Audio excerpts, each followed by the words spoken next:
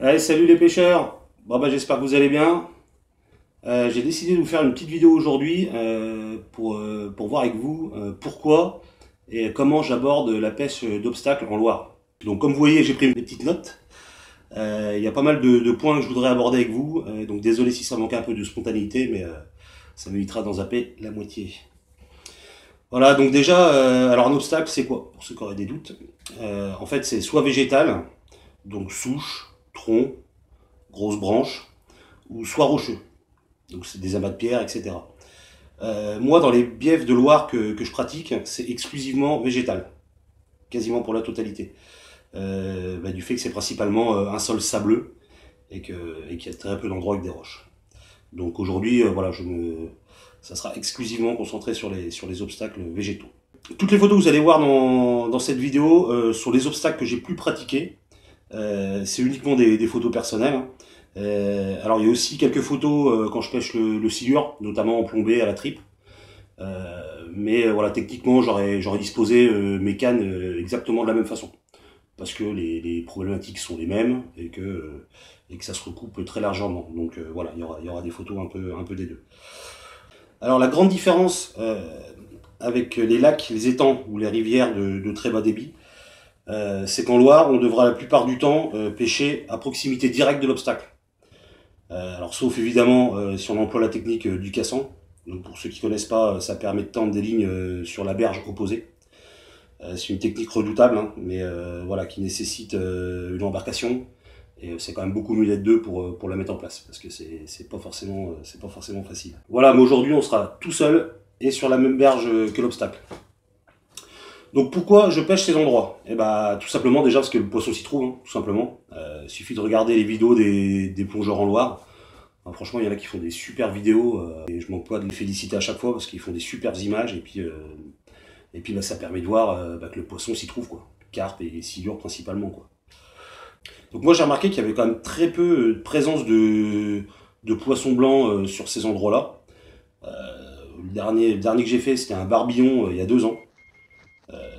Sinon, voilà, je fais pas de carassin, pas de brème, pas de tanche. Bon, c'est assez bizarre. Donc je pense que ça doit être un endroit où ils s'y sentent moins bien, probablement. Enfin, moi, c'est le constat que j'ai fait en tout cas. Donc il y a plusieurs raisons pour lesquelles le poisson s'y trouve.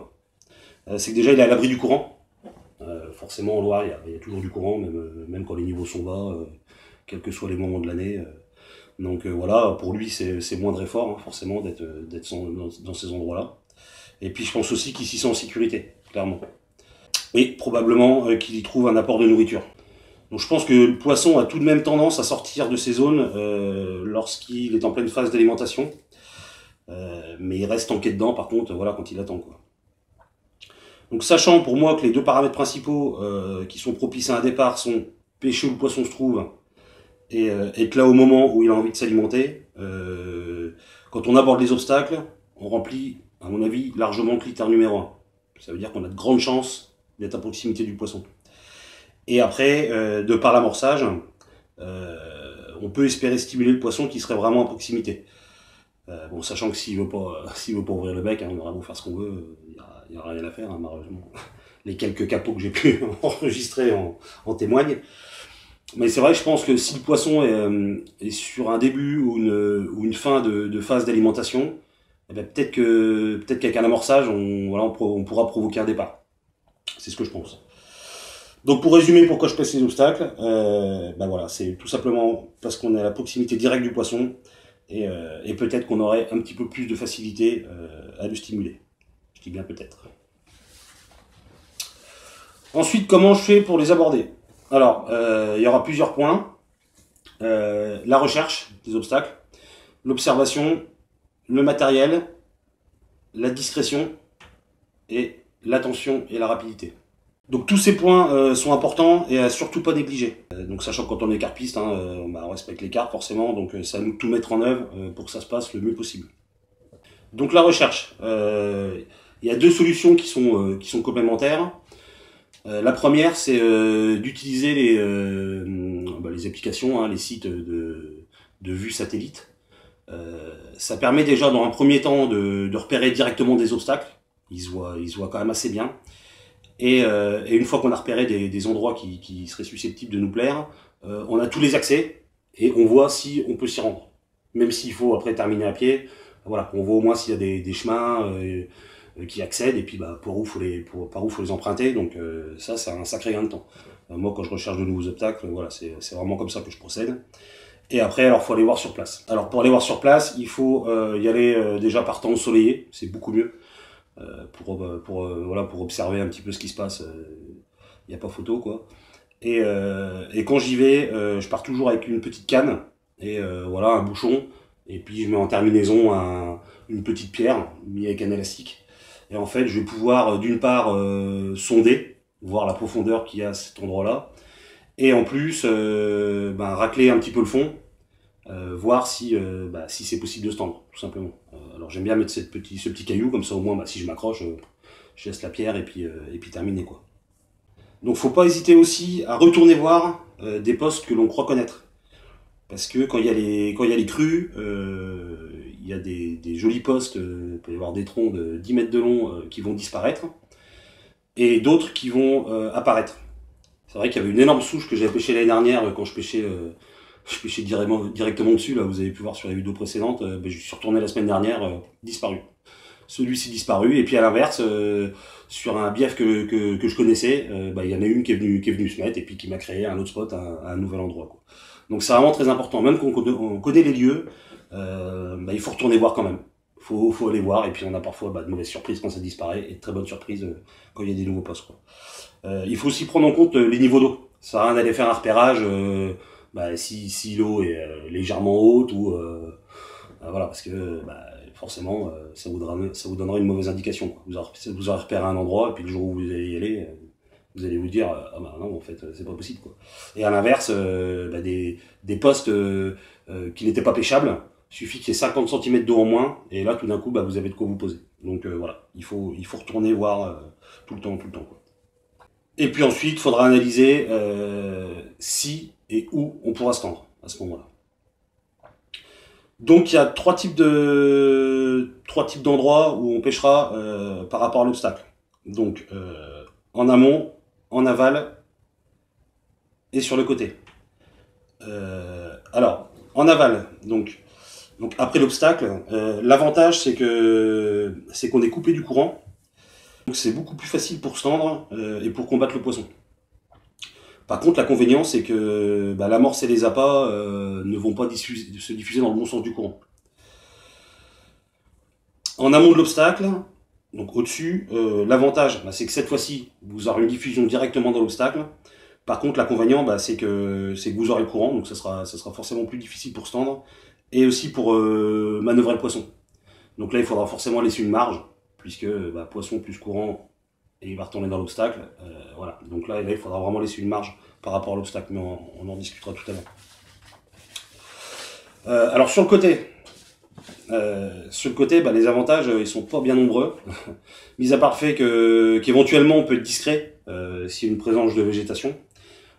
Voilà, c'est pour moi quasiment le seul avantage. Par contre, les inconvénients, ils sont assez nombreux.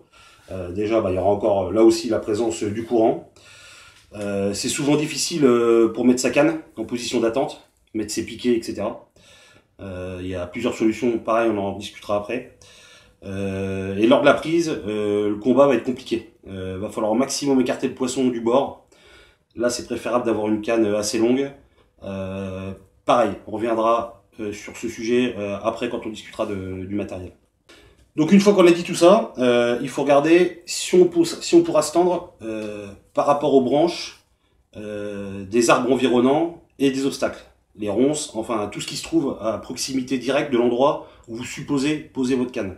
Donc il faudra aussi essayer d'avoir un maximum d'infos sur ce qui se passe dans l'eau au niveau de la végétation. Donc là, il faut observer tout ce qui est possible avec des lunettes polarisantes, en prenant un maximum de hauteur si c'est possible. C'est pour ça que c'est toujours bien de faire ça par temps ensoleillé, parce que ça n'a rien à voir, hein, c'est le soleil qui permet de voir le plus profond possible. Donc il faudra aussi imaginer la continuité des branches dans l'eau, celles que vous ne pourrez pas voir, par rapport à celles qui sont en dehors de l'eau. C'est-à-dire que quand vous avez un tronc et des branches qui partent, vous pouvez imaginer que ces branches seront à peu près de la même longueur dans l'eau. Donc surtout si vous pêchez en aval de l'obstacle, ça c'est une information qu'il faut prendre en compte. Si la souche a très peu de branches à l'extérieur, on peut supposer que tout de suite après l'obstacle, ça sera propre. Si à l'inverse, il y a des branches de 4 mètres de long, on peut aussi supposer que dans l'eau, ça sera la même chose. Donc déjà, par rapport à ce qui se passe au-dessus de l'eau, on peut aussi s'imaginer à ce qu'il y a sous l'eau. Ensuite, il faut se poser la question de savoir si on pourra épuiser dans de bonnes conditions son poisson. Et si oui, il faudra laisser l'épuisette précisément à l'endroit nécessaire. Ça, c'est vraiment super important. J'en avais fait la désagréable expérience la dernière fois, là, il y a 15 jours. En fait, donc je l'avais bien posé au bon endroit, etc. Sauf que j'avais pas fait gaffe et il y avait une petite ronce qui passait. Et le problème, c'est que j'avais le poisson de la main droite. Et puis, quand j'ai essayé de choper mon épuisette de la main gauche, j'ai vraiment eu du mal. Donc ça va, ça s'est bien passé. Mais voilà, ça peut être typiquement le genre de petits détails qui peuvent faire rater un poisson, quoi. Après, il faut regarder s'il y a un endroit relativement plat pour poser son tapis de réception. On reviendra sur la forme du tapis après. Et si c'est possible, est-ce qu'on pourra acheminer le poisson dans de bonnes conditions jusqu'à son tapis? Dans les deux cas, il faut bien prépositionner avant. Pareil, une fois, j'avais tous les critères qui étaient bons. L'obstacle était pêchable, tout allait bien, franchement. Sauf que pour descendre, j'étais obligé d'escalader un petit peu. Et voilà, je me suis dit, mais si je prends mon poisson, en fait, comment je vais faire pour le mettre dans le tapis, quoi. C'est vrai que quand on prend un poisson, ça fait partie du jeu, quoi. On aime bien l'observer un peu, prendre sa petite photo souvenir. Voilà, c'est un peu le but aussi du jeu quand on prend un poisson. Et là, je me suis dit, en fait, c'est pas possible, quoi. Donc j'ai dit, ça sert à rien parce que si j'essaye en plus, si jamais je prends une carpe et que j'essaie de faire n'importe quoi pour l'emmener sur un endroit stable, donc voilà, tout simplement, je vais malheureusement pas pêcher le poste. Mais c'est des infos qu'il faut bien essayer de visualiser aussi en amont, ça. Voilà, donc ensuite, il va falloir se demander où va aller le poisson, une fois qu'on l'aura piqué. C'est assez simple, hein. Il va retourner à la maison. De toute façon, il n'y a pas beaucoup de questions à se poser à ce niveau-là. Voilà, mais il faudra se dire à quelle distance il va se trouver quand il va remonter à la surface. En général, c'est ce qui se passe, parce que quand vous bridez le poisson, il va avoir tendance à remonter à la surface. Et même s'il n'a pas le temps de prendre beaucoup de distance, forcément, avec son poids et le courant, il va forcément être emmené à un minimum. Donc, faut essayer de juger à peu près à quelle distance on doit se placer quand on est en amont de l'obstacle. Alors justement, pour le placement, il ne faudra pas être trop frileux pour pas perdre le bénéfice de l'obstacle. Et il ne faut pas être non plus trop gourmand non plus pour pas risquer de compromettre vos chances lors du combat, quoi. Donc c'est un juste milieu à avoir. Voilà, encore une fois, pour une bonne observation, quoi. Voilà, donc c'est par rapport à tout ça que vous allez déterminer si oui ou non c'est possible de pêcher à cet endroit.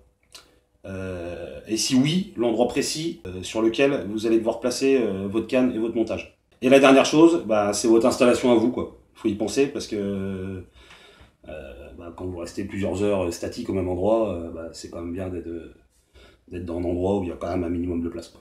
Pour terminer cette partie observation, en général, c'est la composition de l'obstacle et l'environnement extérieur qui vous imposera naturellement un placements.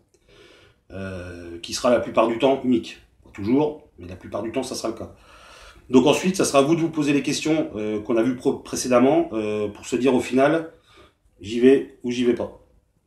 Parfois, moi, je peux rester 10 minutes à observer un poste.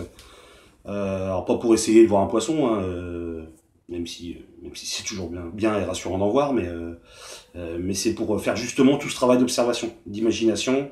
Et c'est vrai qu'avec la pratique, c'est de plus en plus facile. Mais voilà, c'est absolument nécessaire de faire ça, quoi. Et puis si je le sens pas, pour telle ou telle raison, j'y vais pas, quoi.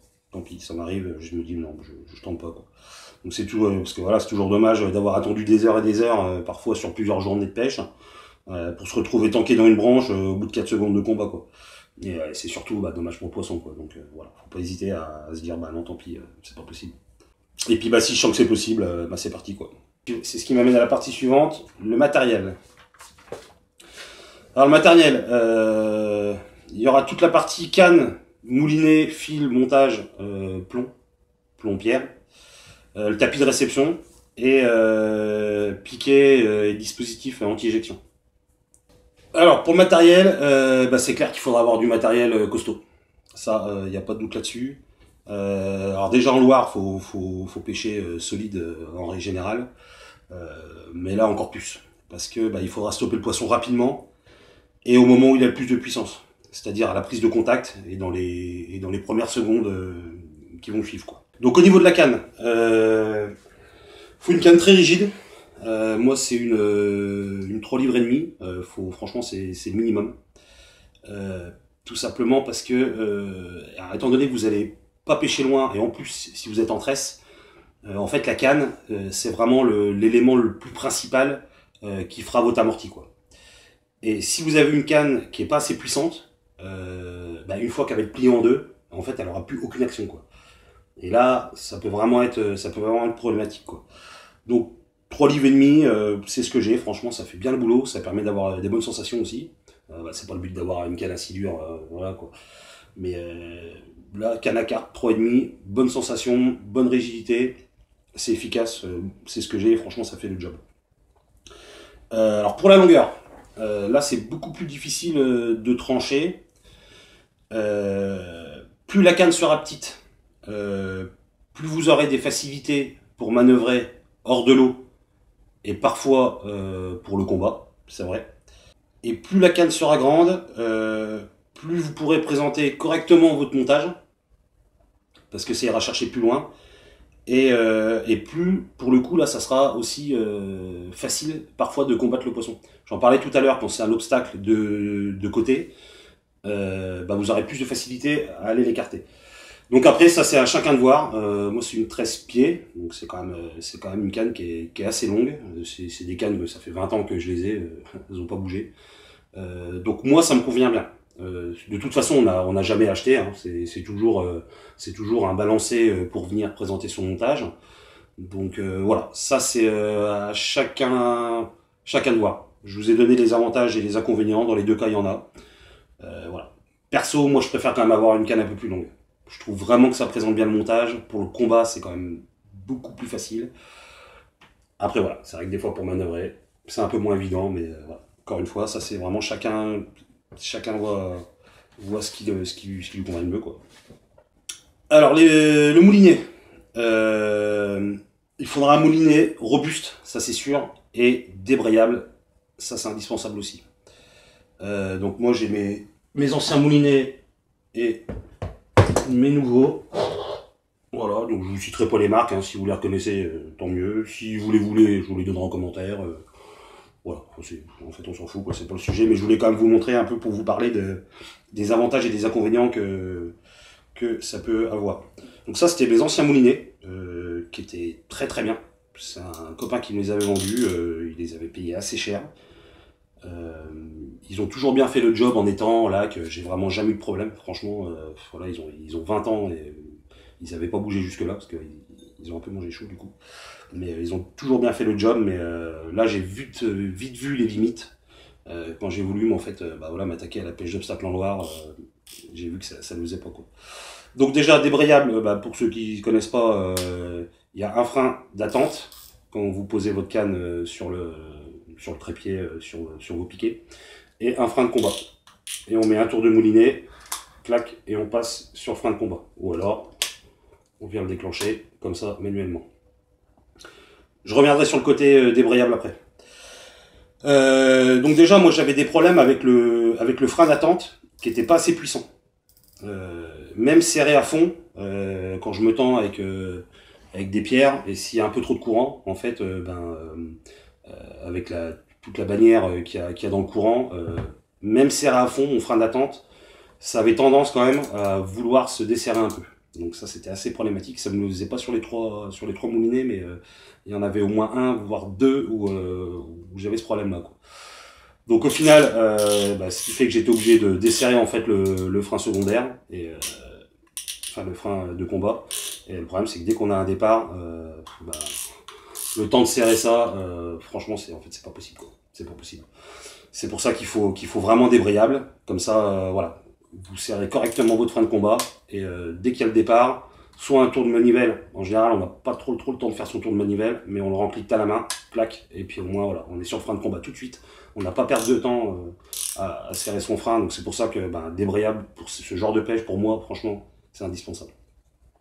Voilà, donc j'avais des problèmes avec le frein secondaire, j'avais tordu une manivelle aussi sur un des moulinets, on le voit sur une vidéo, Voilà, je sais pas, je pense pas que ce soit en donnant un tour de manivelle, c'est... Bah voilà, dans le combat, j'ai dû forcer un peu sans m'en rendre compte. Voilà. Donc ça, c'est un problème aussi. J'ai un moulinet qui a carrément pété ici. Pareil, c'était pas pendant un combat, mais c'était pendant... En fait, je m'étais accroché, et j'ai voulu essayer de décrocher tout doucement, en plus, hein, sans forcer, parce que ça, c'est pareil, quand vous avez du gros fil ou de la grosse tresse, si vous accrochez, surtout, faut pas forcer avec le moulinet, quoi. Vous posez la canne, vous récupérez un peu de fil, vous faites des tours morts autour d'un piquet ou d'un bâton, ce que vous voulez, et vous forcez comme ça, quoi. Faut jamais forcer en bout avec le moulinet. Ça va quand on a du 30 centièmes, il n'y a pas de problème, hein, ça va casser, mais quand vous commencez à avoir de la tresse un peu costaud, bah, en général, c'est le moulinet qui pète. Donc c'est ce qui m'est arrivé. J'ai franchement pas forcé, mais donc je pense qu'il devait fatiguer aussi un peu, quoi. Voilà, donc il peut y avoir aussi ce problème de solidité, quoi. Au bout d'un moment, ça reste quand même une matière un peu plastique. On peut vite voir les limites, quoi. Voilà, qu'est-ce qu'il y avait encore? Le pick-up, pareil. Le pick-up, bah, il avait tendance un peu à souffrir, quoi. C'est-à-dire que dès que je tends avec des pierres un peu lourdes, bah, je voyais que le pick-up, clairement, ça le forçait un peu. Même pendant les combats, hein, franchement, voilà, quoi. Vous voyez que c'est solide, hein. Pour l'étang, pour du lac, franchement, il y a aucun problème, hein. Mais là, franchement, ça tenait pas le coup, quoi.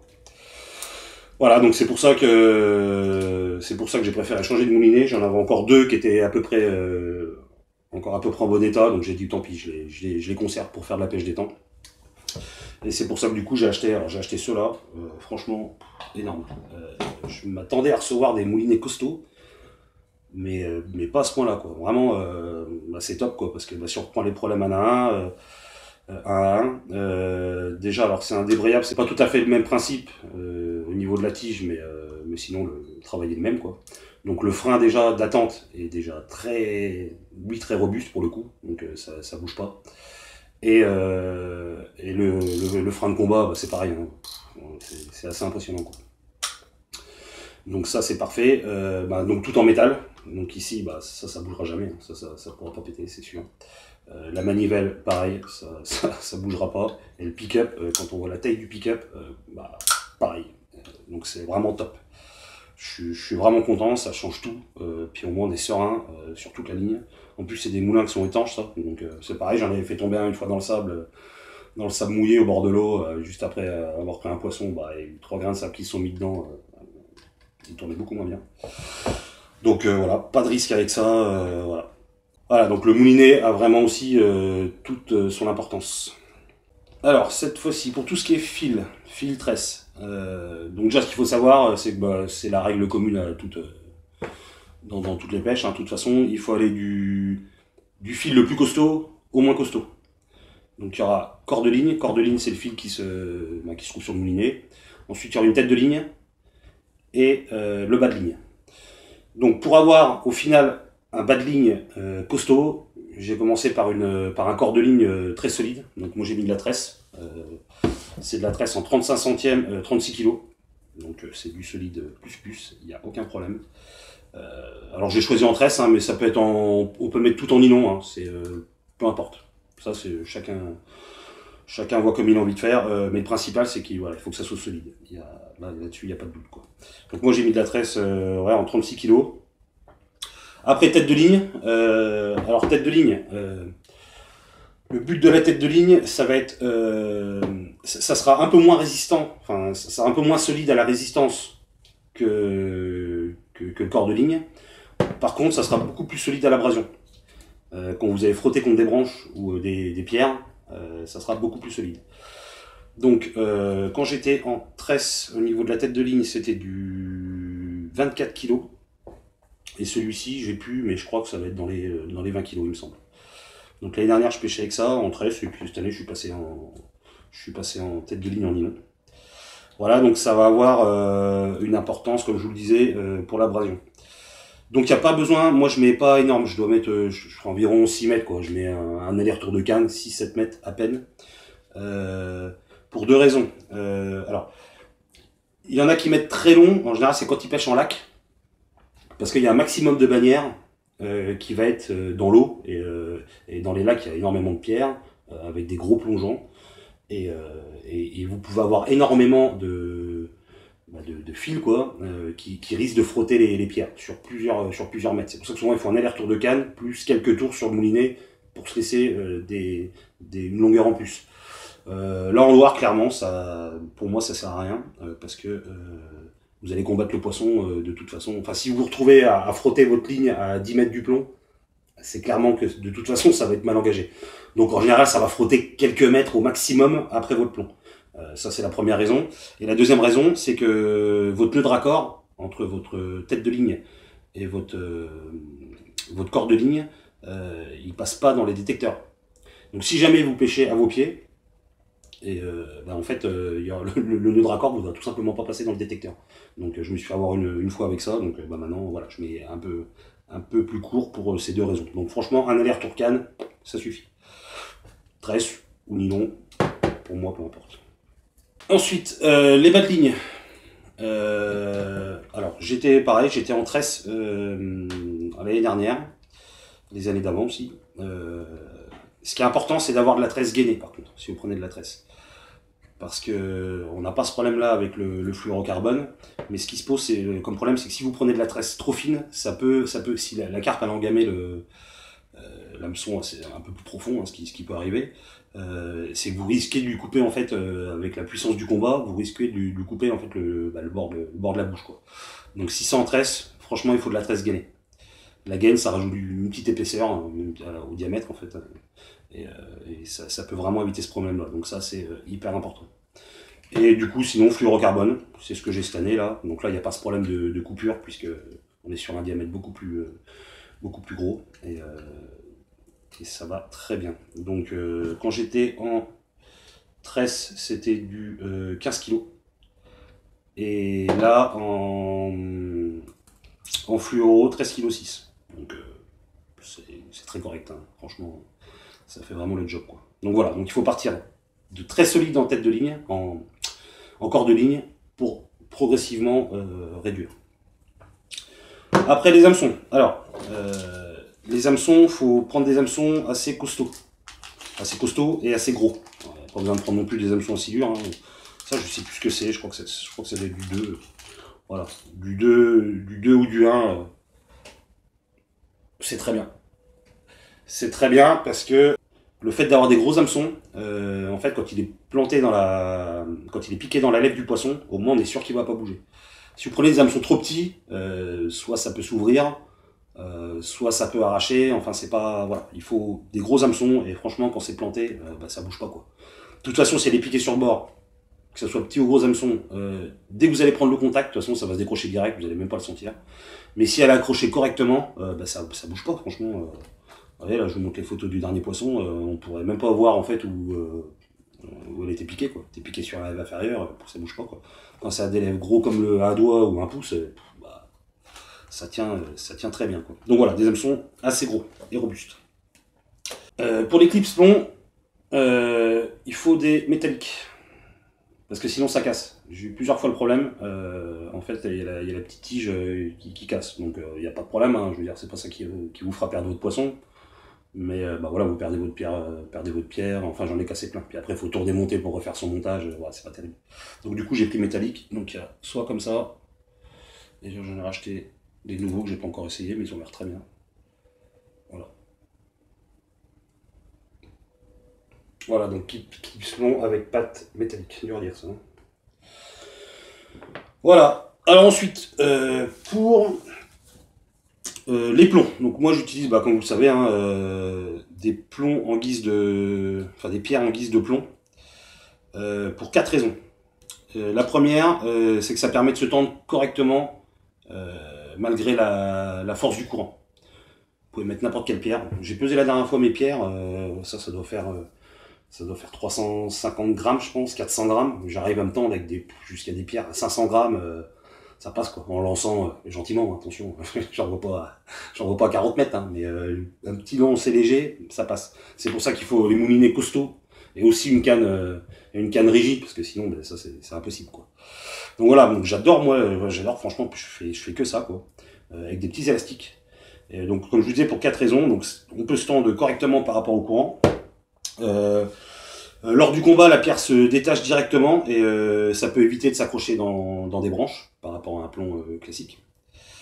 Et ça ralentit légèrement le poisson, on fait aussi au niveau du départ. Je dis bien légèrement, hein, c'est pas ça qui va la retenir, mais bon, si on a une pierre assez lourde, ça peut toujours mettre un petit mètre en moins sur le départ. Des fois, ça peut changer la donne.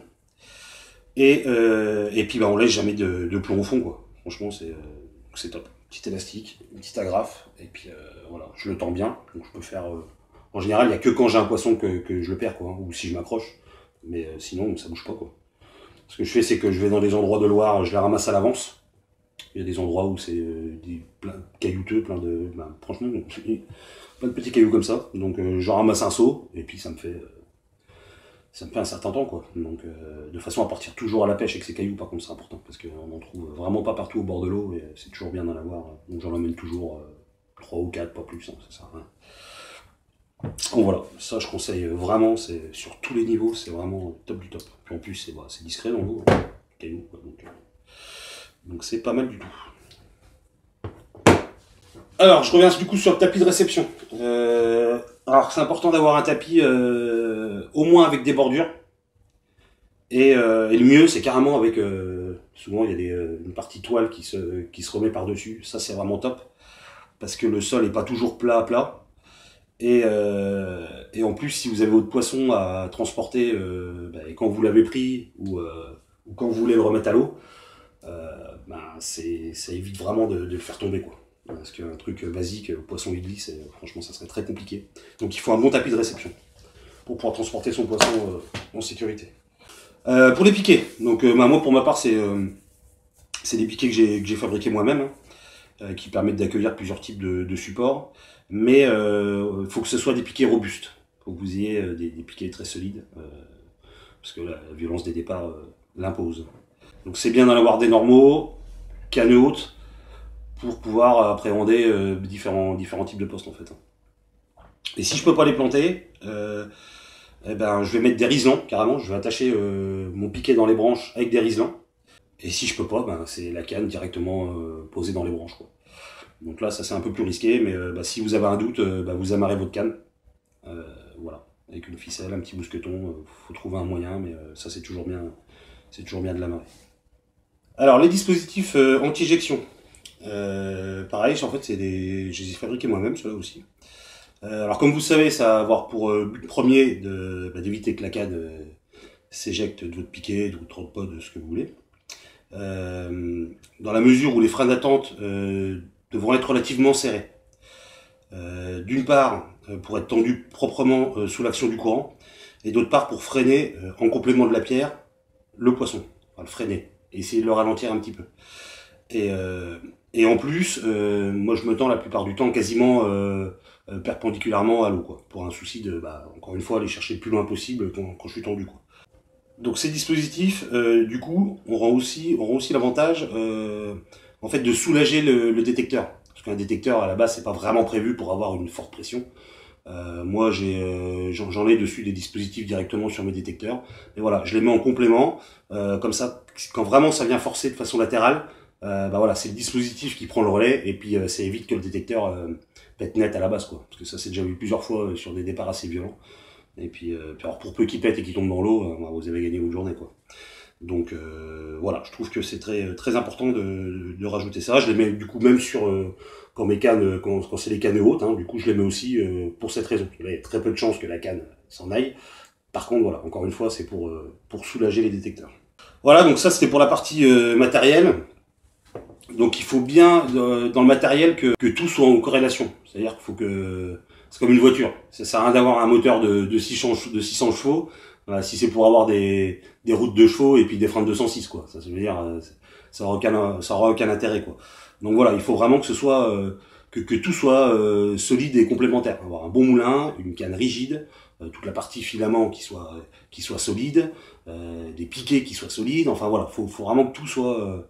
faut vraiment que tout soit au top, quoi. Parce que le problème, c'est qu'un seul des éléments qui serait pas bon, ça va faire foirer tous les autres, quoi. Ensuite, alors discrétion. Alors ça va être un paramètre qui va être très important dans la mesure où vous allez être quand même souvent proche du poisson.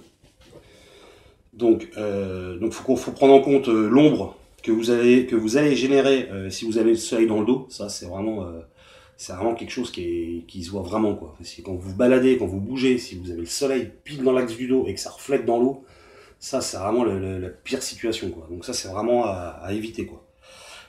Quand on bouge, éviter les mouvements brusques. Et quand on est tendu, bah, bouger le moins possible.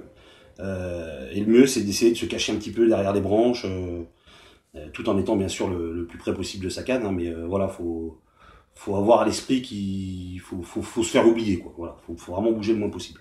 Après, il y a toujours des contre-exemples. Attention, ça m'est arrivé 2 fois de prendre des poissons. Alors une fois, parce que des fois quand je me tends vraiment, quand vraiment il y a beaucoup de courant, ça m'est déjà arrivé de prendre des pierres d'1 kilo ou plus d'1 kilo, avec pareil un élastique et de jeter le montage directement à la main. Ça va pas, ça, j'arrive à jeter quand même un petit peu loin, quoi. Je jette directement les montages à la main, et après, bah, quand je veux remonter, système de cassant, quoi, pac, je casse l'élastique, et puis voilà. Une fois, je me souviens, je tends ma canne, ça tombe dans l'eau, ça fait un plouf énorme, j'ai pas eu le temps de faire 2 mètres en arrière, d'allumer la caméra, que j'ai eu un départ violent, alors c'était un silure, je l'ai vu.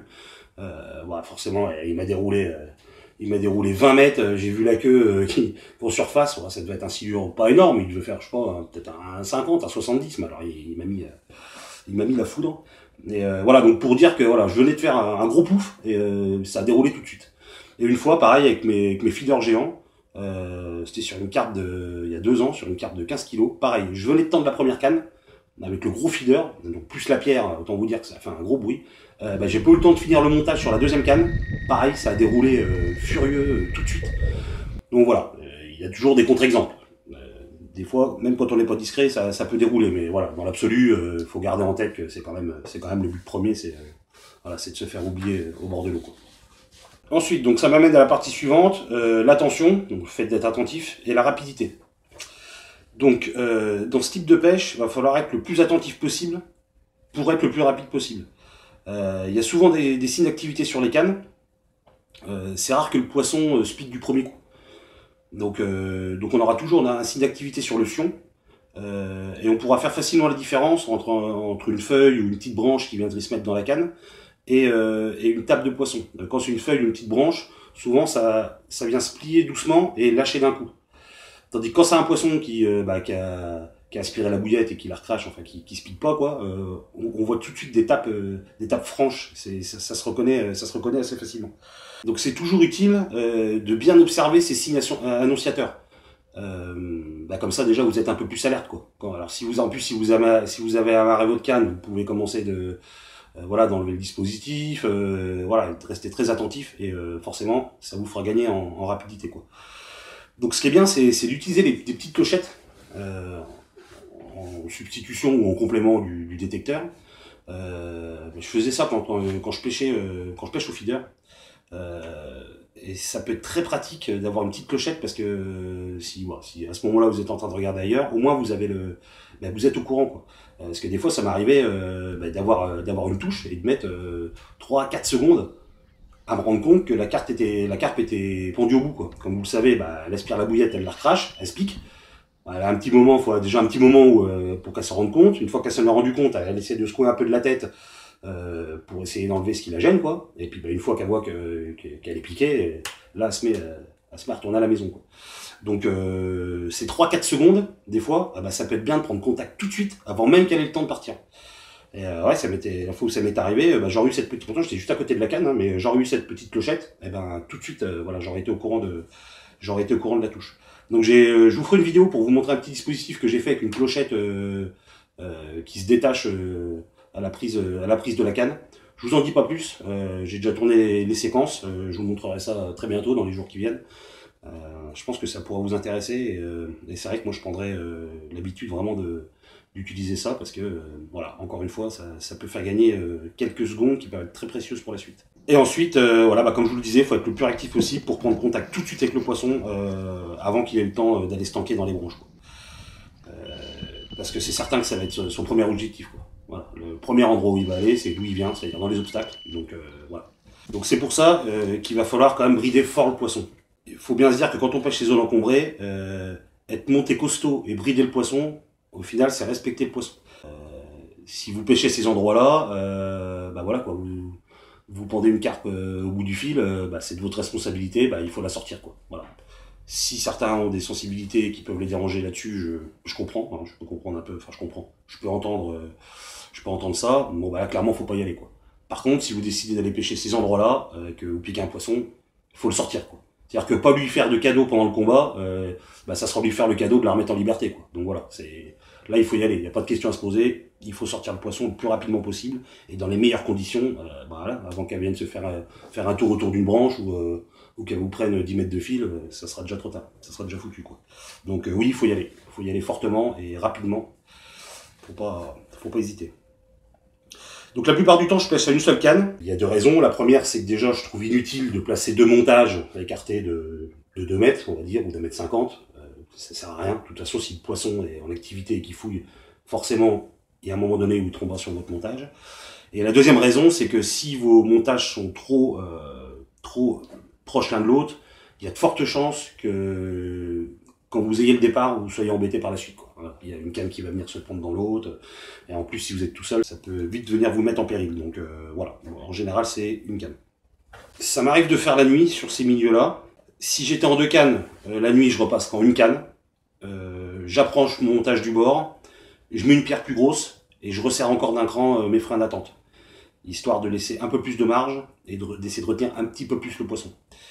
Et voilà, et quand je suis tendu dans le bivy, eh ben, je dors avec les bottes ou avec les chaussures, le duvet sur moi, la frontale sur la tête, la centrale juste à côté de moi, la porte du bivy entrouverte. Enfin, je fais tout pour que, voilà, si j'ai un départ, voilà, je me lève du bécher, je sors du bivy, bam, tout de suite je prends la canne, quoi. On n'a pas le temps de se dire on met ses petites chaussures ou quoi, c'est mort. Là, il faut être prêt à bondir tout de suite, quoi. Et quand c'est possible, ben, je dors carrément à la belle étoile, voilà, à côté de la canne, que j'ai juste à tendre le bras, attraper la canne. Alors si évidemment les conditions météorologiques le permettent et qu'il n'y ait pas trop de moustiques, parce que là ça peut vite faire mal. Donc là c'est vrai que c'est le top. Alors je fais une parenthèse, par contre si si vous faites ce type de pêche comme ça, tendu juste, tendu, que vous dormez au ras de l'eau, faut absolument, il y a un site qui s'appelle Vigicru. Et il faut être très très attentif à ça, parce que même si le temps est clair, qu'il n'y a pas de précipitation à droite à gauche, il peut y avoir des lâchers de barrage, avec une montée soudaine des eaux, et ce qui peut être vite problématique pour votre matos, et surtout pour vous-même. Voilà, donc quand vous dormez vraiment au ras de l'eau, toujours Vigicru, et regardez qu'il n'y ait pas de... Quand il y a des lâchers de barrage, de toute façon, voilà, ça se voit sur Vigicru, c'est anticipé, ils le savent. Donc ça, il faut vraiment, j'insiste là-dessus, il faut vraiment faire très très très attention. Surtout si vous êtes tout seul. Voilà, je referme ma petite parenthèse. Et voilà, et même la journée, quand je suis tendu dans mon bivy, s'il pleut, bah, dès qu'il pleut dehors, c'est une averse assez forte, j'anticipe, je mets déjà l'impair aussi. Le problème, c'est que si vous avez un départ, pareil, il n'y a pas le temps de mettre l'impair. Donc voilà, si vous restez 10 minutes sous l'eau, c'est dommage de se retrouver trempé après, si on n'a pas trop de matériel de rechange. Donc voilà, dès qu'il pleut dehors, je mets l'impair dedans. C'est un peu bizarre, mais ça se tient. Voilà, alors je pense que j'ai fait le tour de tous les paramètres qui me semblent, à mon avis, importants. Voilà, donc normalement, si vous avez fait une bonne recherche de ces endroits au préalable, que vous avez bien pris le temps d'observer et d'analyser l'environnement extérieur et sous l'eau pour bien vous placer, que vous avez un matériel adapté et en qui vous pouvez avoir confiance, si vous êtes discret tout en étant attentif au moindre signe d'activité, et si vous faites preuve de rapidité pour prendre contact directement lors du combat, et si vous faites preuve de fermeté, bah, normalement vous avez mis toutes les chances de votre côté pour avoir le bonheur de sortir un poisson d'un milieu difficile à appréhender.